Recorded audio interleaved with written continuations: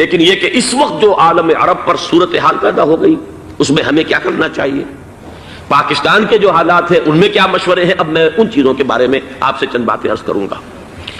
پہلی بات تو یہ ہے کہ مشرق وسطیٰ کے مسئلے میں اس کے پس منظر کو سمجھ لینا چاہیے۔ ہمارے بہت سے احباب جو ہیں وہ فوری طور پر وقتی صورتوں کو، جیسے کہ حالات و واقعات ہوتے ہیں، صرف انہی کے اعتبار سے رائے قائم کرتے ہیں، چیزوں کا پس منظر جو ہے نگاہوں کے سامنے رہنا چاہیے۔ اس صدی کا ایک مختصر سا نقشہ ذہن میں رکھیے۔ یہ 20ویں صدی کے آغاز کے وقت، جسے ہم پورا کہتے ہیں مڈل ایسٹ، بلکہ صرف مڈل ایسٹ نہیں، پورا شمالی افریقہ سلطنت عثمانیہ کا حصہ تھا، خلافت عثمانیہ۔ لیبیا، الجزائر، مصر، پورا حجاز، یمن، پورا عراق، شام، اور یہ شام ہی کے حصے ہیں در حقیقت، اردن اور لبنان، یہ سب یہ شام عرب، عراق عرب، یہ پورا علاقہ خلافت عثمانیہ یہ اس کا حصہ تھا۔ پہلی جنگ عظیم میں انگریزوں نے عربوں کو بغاوت پر آمادہ کیا، غداری پر آمادہ کیا، انہوں نے خلافت عثمانیہ کے خلاف بغاوت کی، بیج بوئے ان کے دلوں کے اندر نفرت کے، ابھارا انہیں کہ تم ترکوں کے غلام کیوں ہو، تمہیں خود حاکم ہونا چاہیے، تم کھڑے ہو جاؤ، ہم مدد کریں گے، تم بغاوت کرو، تم ان ترکوں کے خلاف ہماری مدد کرو، ہم تمہیں آزاد کر دیں گے، تم اپنے پاؤں پر خود کھڑے ہو جانا۔ یہ بہت ہی ہمارے لیے دردناک المیہ ہے اس پہلی جنگ عظیم کا۔ کرنل لارنس جیسا شخص، برطانوی استعمار، اور اس کے نتیجے میں عربوں نے بغاوت کی۔ اور اس قدر دردناک بات آپ کو بتا رہا ہوں، میں پہلی مرتبہ جب سن 62 میں حج کے لیے گیا مدینہ منورہ میں، ابھی وہ ریل کے انجن کھڑے ہوئے تھے۔ یہ ترکی کے زمانے میں، سلطنت عثمانیہ کے زمانے میں بغداد سے مدینے تک ریلوے لائن تھی۔ یہ پورا ایک عالم سلطنت عثمانیہ، صرف سلطنت نہیں، خلافت عثمانیہ، پوری ٹرینیں جو ہے ترکوں کی اڑائی گئی، ہزاروں ترکوں کو شہید کیا گیا، یہاں تک کہ صحن حرم میں شہید کیے گئے سینکڑوں ترک۔ یہ جرم تھوڑے نہیں ہے، معمولی نہیں ہے۔ آج جس کی سزا مل رہی ہے، معلوم ہونا چاہیے کہ وہ جرائم کون کون سے تھے۔ اب بھی جو لوگ گئے ہیں انہوں نے دیکھا ہوگا، ترکی کا قلعہ موجود ہے اوپر پہاڑی کے اوپر، حرم کا جو سب سے بڑا دروازہ ہے باب ملک عبدالعزیز، اس کے سامنے ایک لائبریری ہوتی تھی، اب تو غالباً وہ بھی گرا دی گئی ہے، اس کے پیچھے پہاڑی پر ترکوں کا قلعہ ہے پرانا، اس پر توپیں موجود تھیں۔ جب بغاوت ہوئی ہے، جو حرم میں آئے ہوئے تھے ترک فوجی، ظاہر بات ہے نہتے، وہ تو نماز پڑھنے آئے ہوئے تھے، ان کو وہاں ذبح کیا گیا ہے، اور ترکوں نے اپنی توپیں استعمال نہیں کی کہ کہیں بیت اللہ کو کوئی نہ پہنچ جائے۔ بہرحال یہ غداری ہوئی ہے پہلی جنگ عظیم کے دوران، اور نہ صرف ترکوں پہ عربوں نے کی ہے۔ جیسا کہ میں نے کہا تھا، دو ہیں سب سے بڑے مجرم روئے ارضی کے اوپر امت مسلمہ کے طبقات۔ ہمارا پنجابی سپاہی بھی جا کر انگریزوں کی مدد کر کے ایلن بی کو قبضہ جو لے کر دیا بغداد کا، اس میں ہمارے مسلمان پنجابی سپاہی بھی شامل تھے۔ یہ خون چکاں باب ہے ہماری تاریخ کا اس صدی کا۔ لیکن اس کے بعد سلطنت عثمانیہ کے ٹکڑے ہو گئے، چیچڑے ہو گئے۔ ایک انگریز نے لکھا ہے یہ جملہ، زہر میں بجھا ہوا جملہ، کہ تاریخ میں یہ بات ثبت ہو جائے گی کہ ایک انگریز نے اس سلطنت کے ٹکڑے کر دیے کہ جو عمر فاروق نے قائم کی تھی رضی اللہ تعالی عنہ۔ یہ پورا عالم، یہ تمام علاقہ کس نے فتح کیا تھا؟ یہ بات ہاتھ بدل گئے تھے، پھر ترک آ گئے، خلافت عثمانیوں کے پاس چلی گئی، لیکن یہ سلطنت تو حضرت عمر رضی اللہ تعالیٰ عنہ کے زمانے سے چلی آ رہی تھی۔ اس کو ایک انگریز کرنل نے، اور اس نے بغاوت میں آمادہ کر کے عربوں کو اور ترکوں کے پیٹھ میں چھرا ڈھپوا کر ان کے ذریعے سے اور ٹکڑے کر دیے۔ لیکن جب جنگ ختم ہوئی، اب انہوں نے کہا کہ اب ہمیں آزادی دیجیے، تو اب انہیں معلوم ہوا کہ غداروں کو دنیا میں کیا ملتا ہے، ٹکڑے کر دیے گئے۔ یہ حصہ عراق یہ انگریز کے پاس رہے گا، شام کا یہ علاقہ یہ فرانسیسیوں کے پاس رہے گا، مصر پر انگریزوں کا تسلط رہے گا، لیبیا اطالویوں کے پاس رہے گا، لے دے کر یہ جو علاقہ تھا حجاز، چونکہ وہاں کچھ تھا ہی نہیں، بوادن غیر ذی زرع، یہ عربوں کے پاس چھوڑ دیا گیا۔ اس وقت جو بادشاہ ہیں شاہ حسین اردن کے، ان کے دادا سب سے بڑے غدار وہی تھے، لہذا ان کو اس علاقے کی بادشاہت دے دی گئی۔ اس کے بعد نجد سے ایک تحریک اٹھی ہے، وہ سعودی جو خاندان ہے وہ نجد سے اٹھا ہے۔ نجد میں اس وقت کچھ بھی نہیں تھا، وہ تو صرف ریت کے تودے تھے اور کچھ بھی نہیں، لہذا ادھر کسی استعماری قوت کو دیکھنے کی ضرورت ہی نہیں تھی۔ وہ تو بعد میں تیل برآمد ہوا اور اس کی حیثیت ہو گئی، اور یہ امارات کا علاقہ جو ہے اس کی دنیا میں اب گویا کہ یوں سمجھیے کہ جو سب سے زیادہ اہم علاقے ہو سکتے ہیں روئے ارضی کے نقشے پر، ان میں سے ایک وہ ہو گیا، لیکن یہ اس وقت کی بات میں کر رہا ہوں، کوئی حیثیت نہیں تھی، لہذا اس کو چھوڑ دیا گیا۔ یہ ہے تاریخی پس منظر، یہ لکیریں جو کھینچی گئی ہیں، یہ ایک ملت اسلامیہ کو جو قومیتوں میں تقسیم کیا گیا، پھر نعرے لگوائے گئے المصر للمصریین الشام للشامیین، اب شامی ایک علیحدہ قوم ہو چکے ہیں، مصری ایک علیحدہ قوم ہو چکے ہیں، عراقی ایک علیحدہ قوم ہو چکے ہیں۔ یہ ساری تقسیمیں استعمار کی پیدا کرنا ہے، اس کا کوئی تعلق اسلام کے ساتھ نہیں۔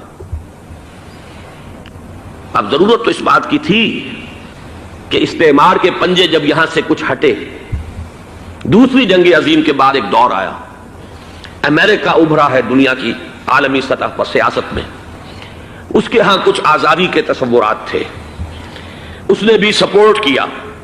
برطانیہ کمزور ہو چکا تھا، وہ اتنے بڑے علاقے کو ہولڈ نہیں کر سکتا تھا، ہندوستان بھی آزاد ہوا، پھر یہ کہ اور دوسرے علاقوں سے بھی اس کو پسپائی اختیار کرنی پڑی۔ استعمار کے پنجے جس طرح بھی ہوئے، ان کے سینوں سے، عربوں کے سینوں سے جو ہے گویا کہ وہ ہٹے، لیکن امریکہ نے ایک اپنی بہت بڑی حکمت عملی جو اختیار کی، عالم عرب کے سینے میں اسرائیل کا خنجر پیوست کر دیا، تاکہ یہ کبھی آزاد نہ ہو جائیں، ہمارے انگوٹھے تلے رہے، ہماری پالیسی گورن کرے۔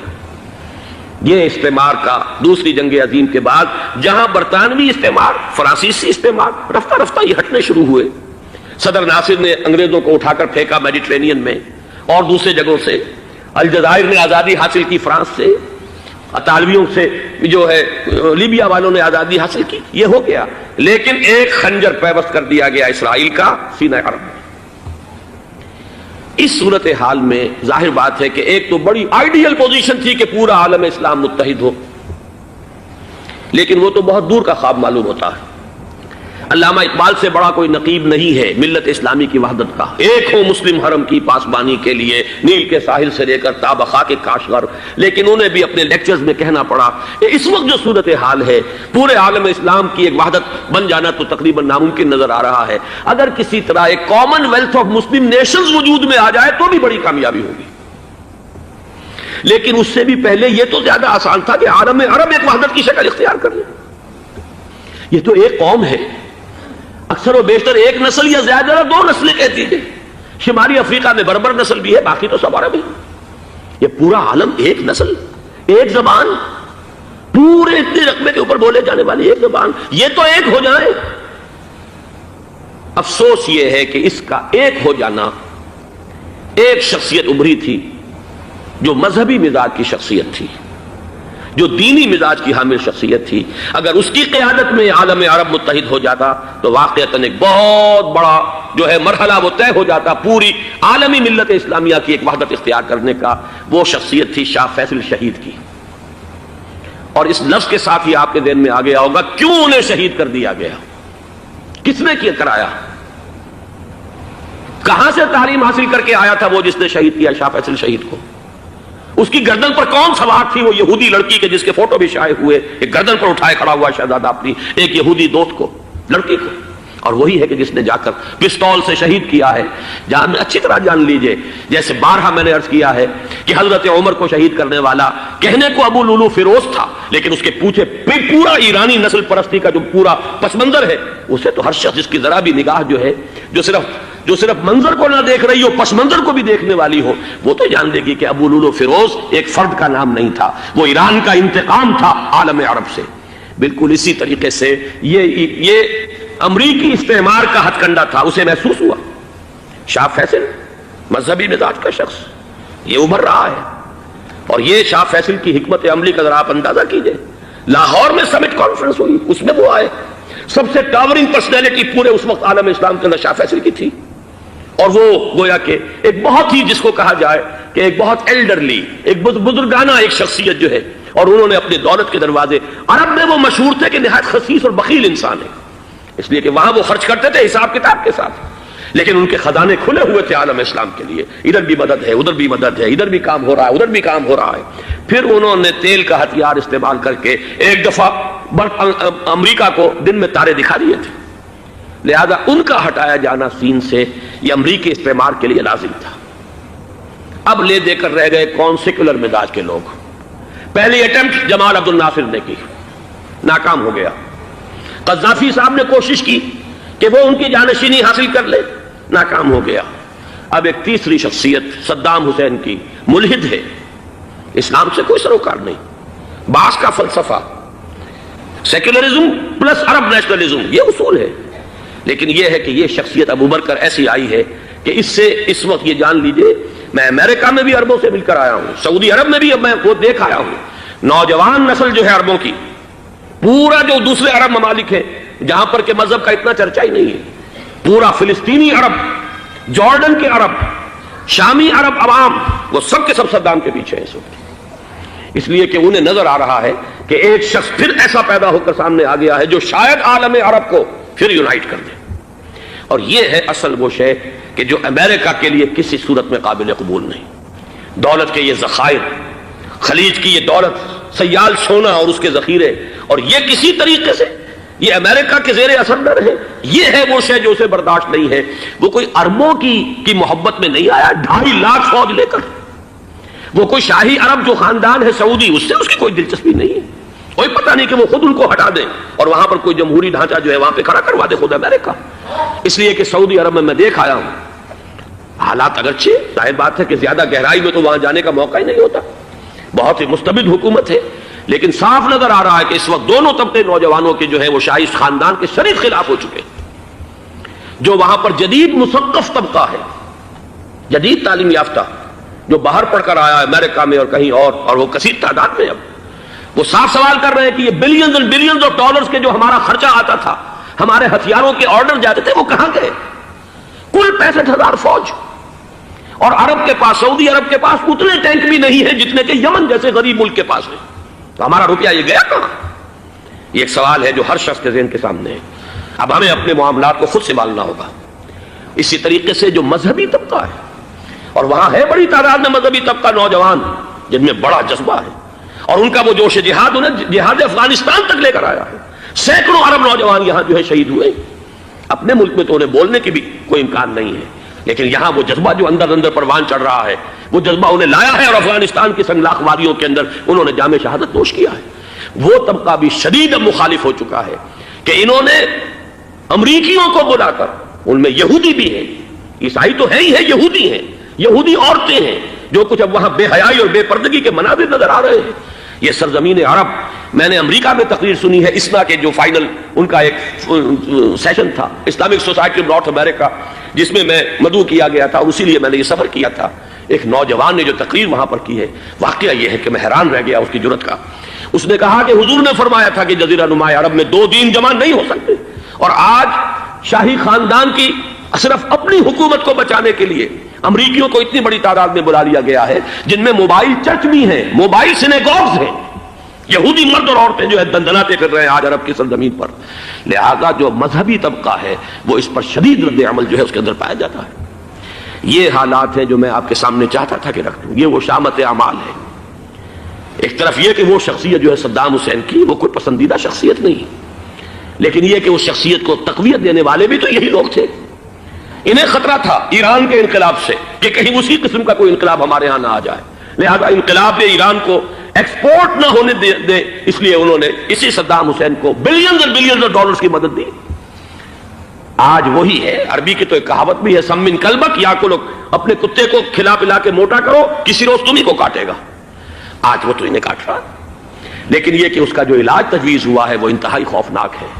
2.5 لاکھ امریکی وہ استعمار کے پنجے جو بمشکل عالم عرب کے سینے سے جو گڑے ہوئے تھے اس استعمار نے، مشکل ہٹے تھے کہ ایک دم اب وہاں پر خبریں آ رہی ہیں، فرانسیسی بھی آ رہے ہیں، برطانوی بھی آ رہے ہیں، کہاں کہاں سے فوجیں آ رہی ہیں، اور وہاں پر 2.5 لاکھ تو صرف امریکن آرمی کا، اس میں تقریباً 1.5 لاکھ تو پہنچ چکی، اور جو بھی ہوگا وہاں پر جیسا کہ میں نے عرض کیا ہے اس قدر خوفناک سین ہے۔ میں نے بہت سے حضرات واقف ہوں گے، کئی مرتبہ میں نے حوالہ دیا ہے مولانا سید حامد میاں رحمہ اللہ کا، انہوں نے ایک دفعہ مجھے بتایا تھا کہ احادیث میں جو قرب قیامت کے حالات و واقعات کی پیشن گوئیاں ہیں، ان میں یہ ہے کہ وہ جو آخری جنگ ہونی ہے جو کہ دجال کے خلاف ہوگی مسلمانوں کی، اور جس میں کہ حضرت مسیح علیہ السلام کا نزول ہوگا جس کے سلسلے میں، اس سے پہلے ایک جنگ ہوگی بہت خوفناک، بہت خوفناک۔ اور عجیب الفاظ ان کے یہ تھے کہ اس میں ایک طرف مسلمان اور عیسائی اور یہودی تینوں ہوں گے۔ یہ بات سمجھ میں نہیں آتی تھی کہ مسلمان اور یہودی ایک جگہ کیسے جمع ہو سکتے ہیں۔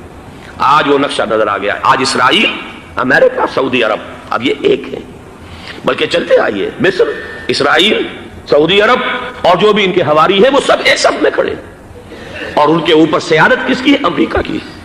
وہ نقشہ آ گیا ہے۔ اور اس جنگ کے سلسلے میں مولانا حامد میاں رحمہ اللہ نے مجھے بتایا تھا کہ حدیث میں الفاظ آئے ہیں، اتنے لوگ ہلاک ہوں گے، اتنے لوگ ہلاک ہوں گے، اتنے لوگ ہلاک ہوں گے کہ ایک پرندہ سینکڑوں میل تک اڑتا ہوا چلا جائے گا اور اسے سوائے لاشوں کے اور کچھ نظر نہیں آئے۔ یہ نقشہ خاکم بدہن تلا ہوا ہے، کھڑا ہوا ہے۔ جو بھی ہوگا کیمیاوی جنگ، کیمیاوی وارفیئر، کیمیکل وارفیئر، اور پھر ایٹمک وارفیئر، جس کی کھلی دھمکیاں دی جا چکی ہیں۔ کبھی کوریا کے بارے میں اندیشہ تھا کہ یہ درندے خدا کی دھرتی کو، کوریا کی غریب بستی کو ناگاساکی بنا کے چھوڑیں گے، ہیروشیما بنا کے چھوڑیں گے۔ آج وہ صورتحال جو ہے عالم عرب پر، heart of the Arab land, اس پر یہ صورتحال بالکل تلی کھڑی ہے۔ اس میں ہمیں کیا کرنا چاہیے؟ میں نے یہ چاہا کہ پورا پس منظر آپ کے سامنے ہو، صرف وقتی سا کوئی ایک نعرہ، وقتی سی کوئی ایک خبر، اس کے حوالے سے ایک جذبات کا معاملہ، پورا ایک پس منظر سامنے رکھیے۔ اب وہ آپ کو شاید میری باتیں جو ہیں وہ سمجھ میں آ جائیں۔ نمبر ایک، ہمیں کسی صورت اس جنگ میں امریکہ کے گھڑے کی مچھلی نہیں بننا چاہیے۔ امریکہ اسلام کے تحفظ کے لیے نہیں آیا، امریکہ حرمین کی حفاظت کے لیے نہیں آیا، امریکہ اپنے مفادات، عالمی مفادات کے تحفظ کے لیے آیا، اور زیادہ سے زیادہ آپ کہہ سکتے ہیں کہ وہ سعودی شاہی خاندان کی حفاظت کے لیے آیا۔ اور بڑا عمدہ مضمون چھپا تھا پچھلے، بلکہ ابھی تک تو وہ تازہ ہی ہے جب تک نیا نہیں آتا، ندا میں، جس کا عنوان تھا اربوں کا چھرا اور اربوں کا گدا۔ سارے پیسے بھی انہیں سے لے رہے ہیں۔ $12 بلین کا ایک چیک لے کر گیا جیمز بیکر۔ اندازہ تو کیجیے دنیا کہاں سے کہاں پہنچ گئی۔ میں حیرت ہوں کہ دنیا کیا سے کیا ہو جائے گی۔ 2 ماہ قبل اس کا تصور نہیں ہو سکتا تھا۔ اتنی بڑی قوت امریکہ کی، تباہ کن قوت، اور جمع ہو جائے گی عرب کے اندر۔ لیکن یہ کہ وہ کاس بھی اربوں ہی کی ہوگی، انہی کا چھرا، انہی کا للا۔ ہمیں کرنا یہ چاہیے، اللہ تعالی ہماری حکومت کو، ہمارے سیاستدانوں کو، ہمارے ذمہ دار لوگوں کو ہدایت دے، وہ امریکہ کے گھڑے کی مچھلی نہ بنے۔ اس کے تحفظ کے لیے یا شاہی خاندان کی حفاظت کے لیے بہت کچھ انہوں نے عیش کر لیے، کافی عیش کر لیے۔ باقی یہ کہ اب جو کچھ ہونا ہے وہ ہونا ہے۔ حرمین شریفین کو تو خود عرب کے لوگ کہتے ہیں کہ کوئی خطرہ نہیں ہے۔ سارا جھگڑا تو وہ تیل کی دولت کا ہے۔ وہ تیل کی دولت جو ہے وہ شمال مشرقی کونے کے اندر ہے۔ بلکہ یہ کہ جو رد عمل پیدا ہوا عالم اسلام میں اور سعودی عرب میں، خود اس کے مذہبی نوجوانوں میں امریکی فوجوں کی آمد کے خلاف اس کا جواب دیا گیا رابطہ عالم اسلامی کی طرف سے کہ یہ جو بھی جنگ کا محاذ ہے، جو فوجیں ہیں، یہ حرمین سے تو 1500 کلومیٹر دور ہے، تو حرمین کو تو کوئی خطرہ نہیں ہے۔ خطرہ ہے امریکہ کے عالمی مفادات کو۔ آج آپ کو معلوم ہے دنیا 2 طبقوں میں بٹی ہوئی ہے، دی رچ اینڈ دی پور۔ یہ جو اقوام ہیں، جو 6-7 قومیں شمار ہوتی ہیں دنیا کی دولت مند قومیں، ان کے لیے خطرہ ہے کہ یہ اگر ہم ان کا جو سب سے بڑا ذریعہ ہے اس کا صنعت کا، یہ تیل، اگر اس کو کچھ ہو گیا تو ان کی سب کی اکانومی جو ہے وہ دم دھڑام سے زمین پر آ جائے گی، وہ بھی برابر ہو کر رہ جائیں گے دنیا کے دوسرے ملکوں کے۔ یہ اس کی حفاظت کے لیے آئے ہیں۔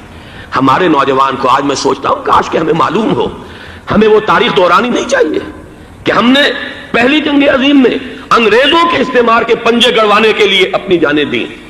پنجاب کا نوجوان، پنجاب کا مسلمان سپاہی بھی جا کر ایلن بی کو قبضہ دلوانے کے اندر اور بغداد پر قبضہ کرانے میں اس کے تعاون کیا، اس کی مدد کی۔ کیا آج بھی وہی تاریخ اپنے آپ کو دہرائے گی؟ آج ہمارا فوجی جائے گا وہاں پر امریکہ کے تحفظ کے لیے، اس کے مفادات کے تحفظ کے لیے۔ پہلی بات یہ کہ یہ ہرگز نہیں ہونا چاہیے۔ ہونا کیا چاہیے؟ پہلی کوشش یہ ہو کہ یہ بین الاسلامی معاملہ بنے، مسلمان امت آئے، امریکی فوجیں جائیں، فرانسیسی جائیں، برطانوی جائیں۔ ہاں اس صورت میں کہتا ہوں پاکستان کا ایک ایک بچہ وہاں جائے اور اپنی جان قربان کر دے، اس لیے کہ یہ قرآن کا حکم ہے۔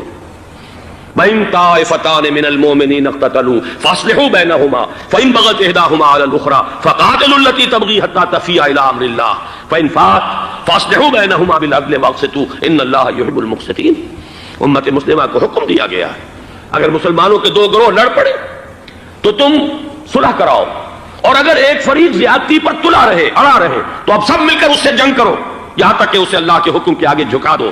پھر اگر وہ اللہ کا حکم مان لے، صلح پر آ جائے، تو پھر عدل و قسط کے ساتھ ان کے درمیان صلح کرا دو۔ یہ ہمیں حکم ہے، مسلمانوں کو حکم ہے۔ لیکن یہ کہ یہ امریکی آ رہے ہیں اور امریکی استعمار اور امریکی مفادات، اور اس کے لیے جو ہے پاکستان کا مسلمان سپاہی بھی جائے، میرے نزدیک کی کسی صورت میں صحیح نہیں۔ مطالبہ بھی ہو رہا ہے، آج ہی غالباً ایک انٹرویو آیا ہے، شاہ حسین کے بھائی جو ہیں حسن بن طلال، انہوں نے بھی یہی کہا ہے کہ اس کو مسلمانوں کو آپس میں اس معاملے کو طے کرنا چاہیے، اس قضیے کو، امریکی فوجوں کو یہاں سے فوراً واپس جانا چاہیے۔ اور یہی بات میں یقیناً تائید کروں گا، تحسین کروں گا، یہی موقف ایران کا ہے۔ ایران عراق کے خلاف جو UN کے سینکشنز ہیں، کہتا ہے ہم اس کی پابندی کریں گے، لیکن امریکہ کو یہاں سے نکلنا چاہیے۔ یہ مسلمانوں کا اپنا معاملہ ہے، وہ آپس میں طے کریں۔ پاکستان کو بھی یہی موقف اختیار کرنا چاہیے پوری قوت کے ساتھ۔ اس میں کوئی بھی اگر کمزوری ہو رہی ہے تو در حقیقت یہ گویا کہ ہم امریکی استعمار کے ہاتھ میں اس کا آلہ کار بن کر، کھلونا بن کر استعمال ہو رہے ہیں، جو کہ ہمیں کسی صورت میں نہیں کرنا چاہیے۔ اگر یہ بھی ناکافی ہو تو دوسرا ایک اور مسئلے کا حل موجود ہے، اس سے براڈر سطح پر، کہ غیر جانبدار ممالک اگر کوئی ہے، ان کو بھی اس قضیے کے اندر شامل کیا جائے۔ ایک تحریک تھی کسی زمانے میں، کافی بڑی تھی، لیکن یہ کہ وہ بھی اگر اس کے اندر شامل ہو جائیں۔ لیکن امریکہ، رشیا، یہ تو ظاہر بات ہے سپر پاورز ہیں، ان کے مفادات ہیں، عالمی اور گلوبل مفادات ہیں، لہذا اول تو یہ ہونا چاہیے کہ بین الاسلامی معاملہ بنا کر، اس صورت میں جیسا کہ میں نے عرض کیا، ہماری پوری فوج بھی جائے اللہ پر توکل کر کے، پاکستان کا محافظ اللہ ہوگا، اگر اللہ کے ایک حکم کے اوپر عمل کرتے ہوئے مسلمان یہاں سے جائیں اور جا کر وہاں پر جو ہے اپنی جانیں دینے کو تیار ہو جائیں۔ لیکن اگر یہ اس میں بھی کافی نہ ہو تو جو بھی غیر جانبدار ممالک ہیں ان کو بھی اس معاملے کے اندر شریک کیا جا سکتا ہے۔ بدرجۂ آخر اگر پاکستانی فوج جائے، وہ صرف حرمین شریفین کے گرد و نواح میں ان کو ڈپلوائے کیا جانا چاہیے۔ اگر خدا نہ خواستہ وہاں پر کوئی آنچ آنے کی شکل پیدا ہو جائے تو اس کی، اے ارض پاک تیری حرمت پہ کٹ مرے ہم، اس کے لیے مسلمانوں کو تیار رہنا چاہیے۔ اس لیے کہ بہرحال جہاں تک ارض پاک کی حرمت کا تعلق ہے وہ ہمارے ایمان کا جز ہے۔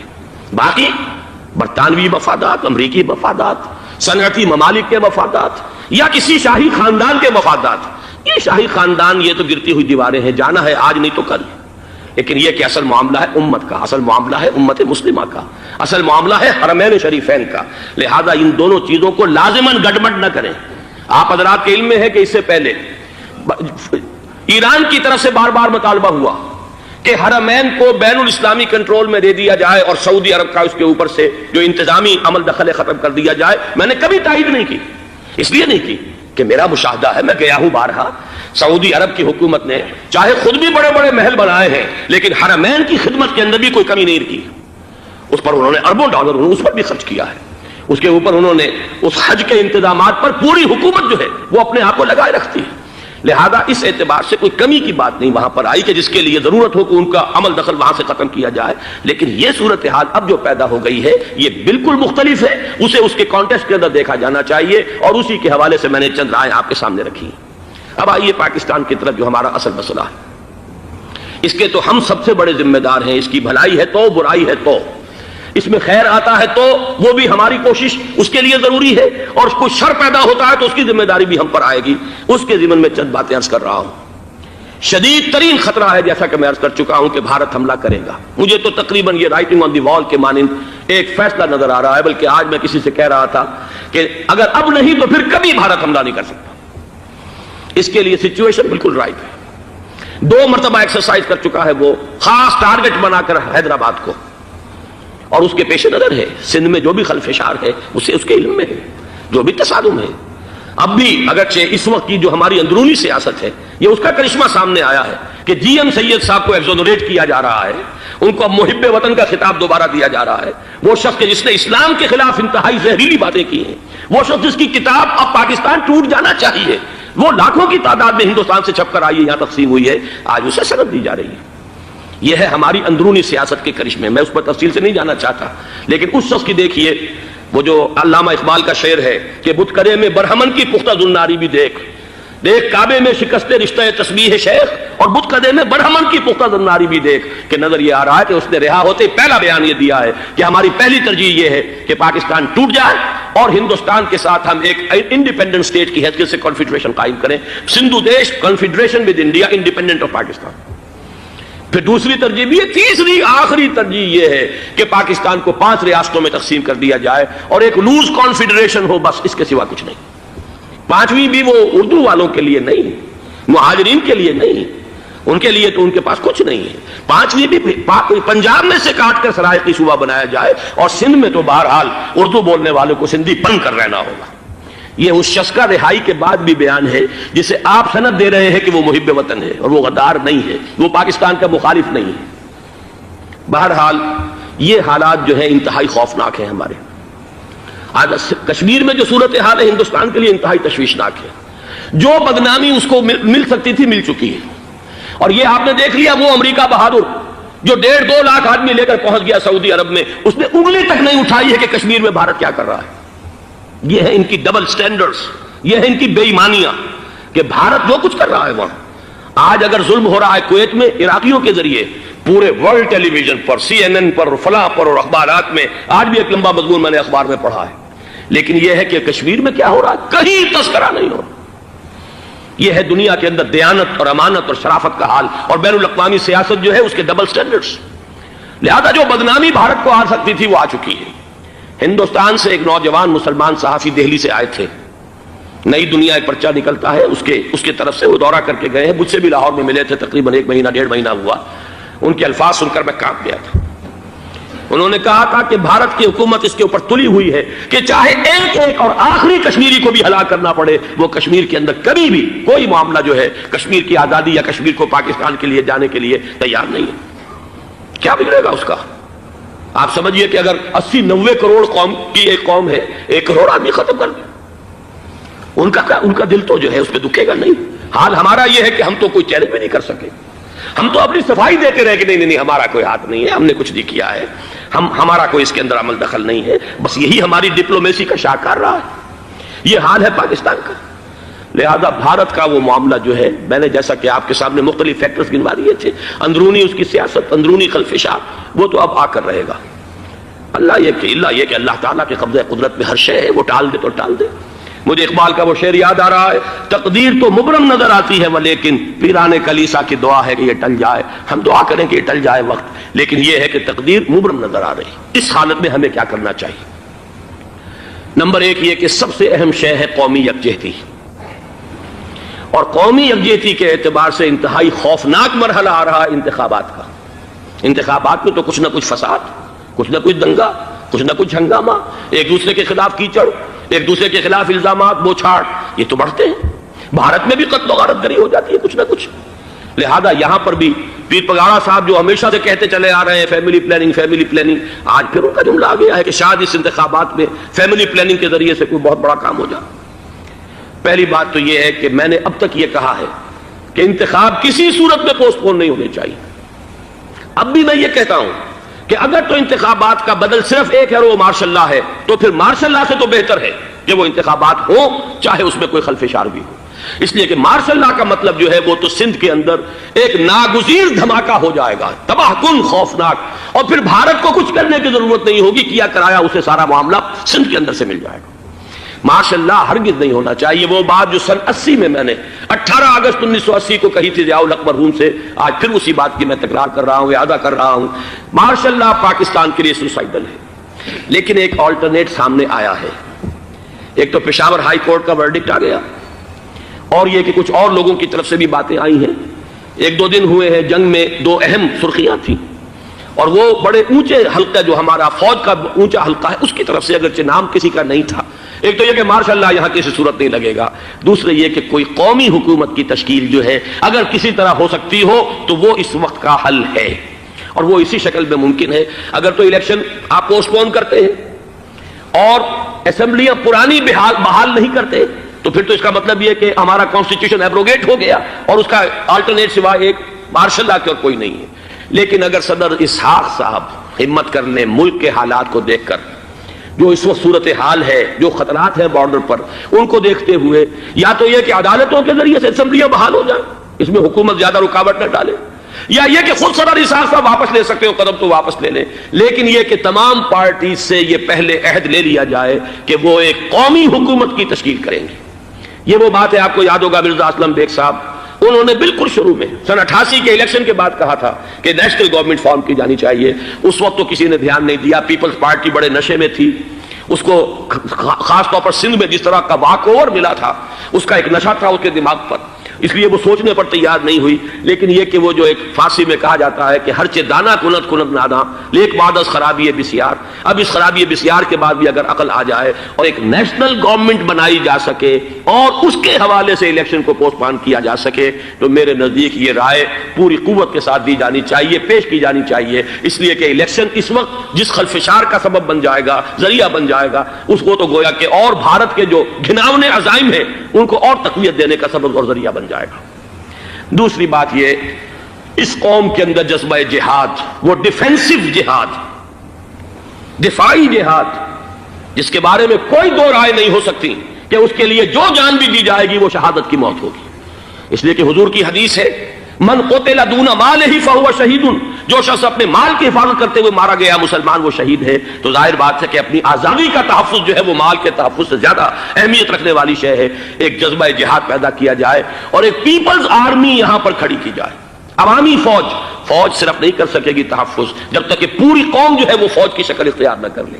لیکن ظاہر بات ہے کہ اس کا بھی امکان اسی صورت میں ہوگا جبکہ کوئی ایسی حکومت وجود میں آ گئی ہو کہ جس میں وہ اپوزیشن اور گورنمنٹ کا جھگڑا جو ہے وہ اوپر نہ چل رہا ہو، وہ آپس کی محض آرائی نہ ہو، تبھی کوئی پیپلز آرمی جو ہے اس کا تصور جو ہے سامنے آ سکتا ہے۔ اللہ تعالیٰ توفیق دے کہ ہم اس کو بھی کر سکیں۔ آخری بات، آج میں سوچ رہا تھا کہ حضور کو اللہ تعالیٰ نے 2 تلواریں دے کر بھیجا تھا۔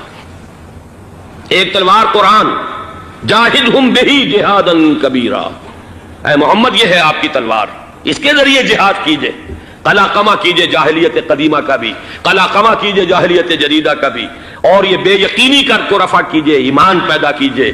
یہ ہے کہ جو آج ہمارے پاس وہ جہاد بالقرآن کے حوالے سے ہے۔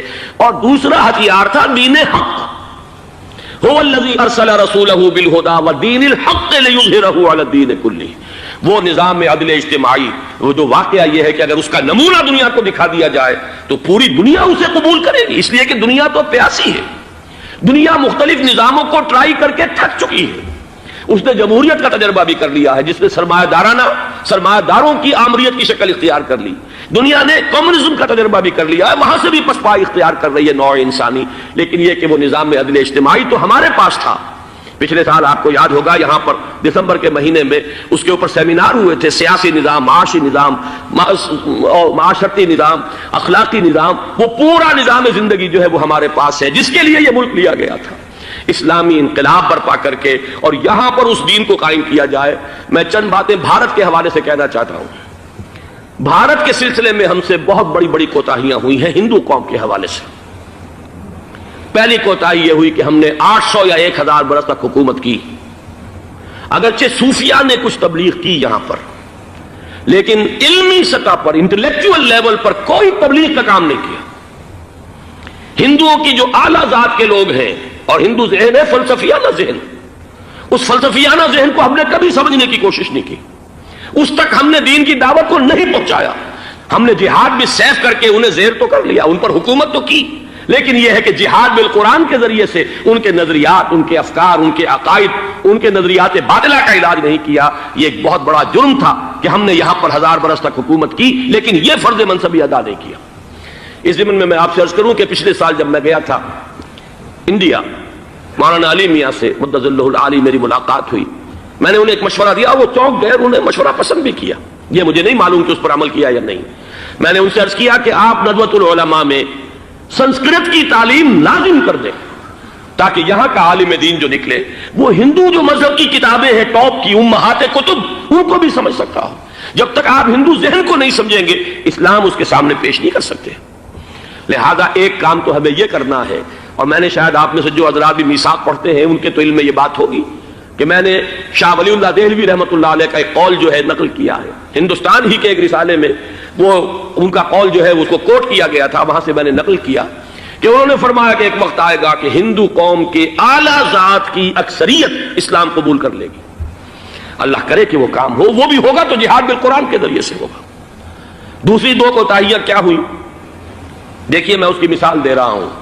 ہم نے اب تک اسلام کے لیے جو نعرہ بازی کی ہے اس کا نتیجہ یہ نکلا، ہندو کو ہم نے بیدار کر دیا، چوکنا کر دیا، منظم کر دیا، اپنے خلاف کھڑا کر دیا، اور ہم نے کچھ کیا نہیں۔ اس کی ایک سادہ مثال دے رہا ہوں۔ چپ راس چپ، چپ راس چپ، خاکسار تحریک، دہل گیا تھا پورا ہندوستان۔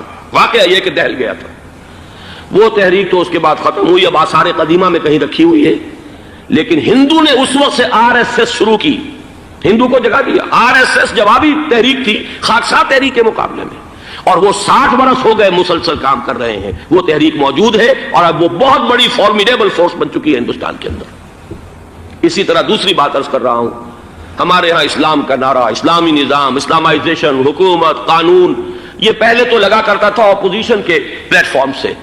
11 برس جو تھے ہمارے مرحوم ضیاء الحق صاحب کے، وہ ایوان حکومت سے یہ نعرہ لگا۔ نتیجہ یہ نکلا ہندوستان میں رام راشٹر کی تحریک کھڑی ہو گئی جوابی رد عمل کے طور پر۔ ہم نے تو کچھ کیا بھی نہیں، سوائے کچھ کاسمیٹک تبدیلیاں، کچھ اوپر کی تبدیلیاں، کچھ رنگ و روغن، کچھ عید میلاد النبی زیادہ شوق سے اور زیادہ شان سے بنانی شروع کر دی، کچھ اور ہم نے اس طرح کے جو ہے وہ تقریبات کا آغاز کر لیا۔ باقی وہ اسلام کا نظام، وہ نظام تو ہم نے قائم نہیں کیا۔ میں نے جو حضرات واقف ہیں مجھ سے، انہیں یاد ہوگا یہ کہ میں سن 80 میں پہلی مرتبہ بھارت گیا تھا، پاکستان بننے کے بعد۔ سن 47 نومبر میں نے کراس کیا تھا، from east Punjab to west Punjab, Pakistan آیا، خون اور خاک آگ کے دریا عبور کر کے۔ 33 برس کے بعد میں گیا تھا واپس ہندوستان، پہلی مرتبہ سن 80 میں۔ واپس آ کے جو میں نے تقریر کی تھی اس کے چند چیزیں یاد ہوں گی بہت سے حضرات کو۔ میں نے کہا تھا میں نے 2 چیزیں بڑی اچھی دیکھی ہندوستان میں، جس سے ہندوستان میں مسلمانوں اور اسلام کے مستقبل کے بارے میں جو بہت زیادہ اندیشے اور خطرے تھے وہ دور ہو گئے۔ ایک یہ کہ ہندوستان میں بھی کوئی ایک نیشنلزم پیدا نہیں ہو سکا، بلکہ ریجنلزم ہے، علاقائیت ہے، لوگوں کے ذہن کے اندر علاقائیت ہے۔ اگر ایک مرکزی نیشنلزم پیدا ہو جائے تو بھارت بہت بڑی طاقت بن جائے گا، پورے علاقے کے لیے بہت بڑا خطرہ بن جائے گا۔ دوسری بات میں نے یہ عرض کی تھی کہ اللہ کا شکر ہے کہ ہندو مذہب کا کوئی ریوائول وہاں نہیں ہوا۔ بائی اینڈ لارج انڈین ہندو جو ہے وہ سیکولر ذہن کا ہے، مذہب کا احیاء وہاں نہیں ہوا۔ یہ سن 19 کی بات میں کہہ رہا ہوں، اس لیے کہ مذہب کا اگر احیاء وہاں ہو جائے تو مسلمان کے لیے بڑے خطرے کی بات ہو جائے گی۔ لیکن آج میں آپ سے عرض کر رہا ہوں 1990 میں 10 برس کے بعد، یہ جو 11 برس تک ہمارے ہاں اسلام کی رٹ لگی ہے، نتیجتاً اب وہاں ملیٹنٹ ہندو ریوائولزم ایک بہت بڑی قوت بن کر آ چکا ہے۔ ہم نے کچھ کیا بھی نہیں، نعرے لگائے، اور وہاں بی جے پی اب اگلے الیکشن کے اندر وہ یقین رکھتی ہے کہ اس کی حکومت ہوگی۔ اس وقت بھی وی پی سنگھ کی حکومت جو ہے اسی کے بل پر کھڑی ہے۔ میری ملاقات ریاض میں ایک ہوئی ہے مراد آباد کے نوجوان سے، اور گفتگو کے آخر میں وہ رو پڑا کہ ہم ہندوستانی مسلمان کیا کریں، ہم تو ایک ایسی صورتحال سے دوچار ہو گئے ہیں کہ کوئی صورت ہمیں نظر نہیں آ رہی بچاؤ کی۔ 30 اکتوبر کی ڈیٹ دی ہوئی ہے وی ایچ پی نے، وشوا ہندو پریشد جو ہے وی ایچ پی، اس کے دے رکھی ہے کہ ہم نے ہر صورت کچھ بھی ہو جائے، اور ایسے ایسے طریقے ان کے ہیں۔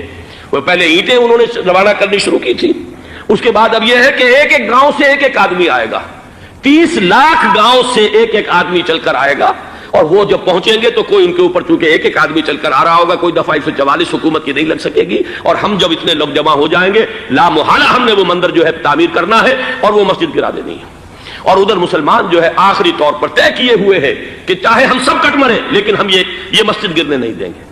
خدا نہ خواستہ یہ صورتحال اگر بالفعل ہو جاتی ہے کنفنٹریشن، اس وقت تو پھر بھی جو حکومت یو پی کی ہے وہ کچھ نہ کچھ مسلمانوں کا ساتھ دے رہی ہے، لیکن یہ کہ بے بس ہوتے کوئی دیر نہیں لگے گی۔ اگر لاکھوں لوگ جمع ہو جائیں اس شہر کے اندر، ایودھیا کے اندر، تو ظاہر بات ہے ہر حکومت گھٹنے ٹیکنے پر مجبور ہو جاتی ہے۔ 50,000 اہل تشیع نے ضیاء الحق صاحب کے گھٹنے ٹکوا دیے تھے، داغ رگڑوا دی تھی، اور وہ جو آرڈیننس تھا زکوٰۃ آرڈیننس اس میں ترمیم کروا دی تھی۔ کیا ہوگا؟ نہایت خوفناک صورتحال ہے۔ لیکن اگر ہم یہاں اسلام صرف نام نہ ہو عملاً قائم کر کے دکھا دیں، مجھے یقین ہے کہ خود ہندو اسے قبول کرے گا۔ یہ تو نعمت ہے، یہ راحت ہے، یہ نظام عدل ہے، یہ تو بہترین حل ہے ہمارے تمام مسائل کا۔ لیکن یہ کہ اگر ہم نے وہ کام نہ کیا، وہ اسلامی انقلاب کی طرف پیش قدمی نہ کی، وجاہدہم بہ جہادا کبیرہ کے ذریعے سے ایمان، اور ایمان کے ساتھ اس کا لازمی نتیجہ وہ ایک جد و جہد، انقلابی جد و جہد، اور اس کے نتیجے میں پاکستان میں اسلامی انقلاب لا کر اسلام کے نظام عدل اجتماعی کو قائم کرنا، یہ ہے دوسرا کرنے کا اصل کام، اور یہ ہے در حقیقت کہ جو ہمارے تمام مسائل کا حل ہے۔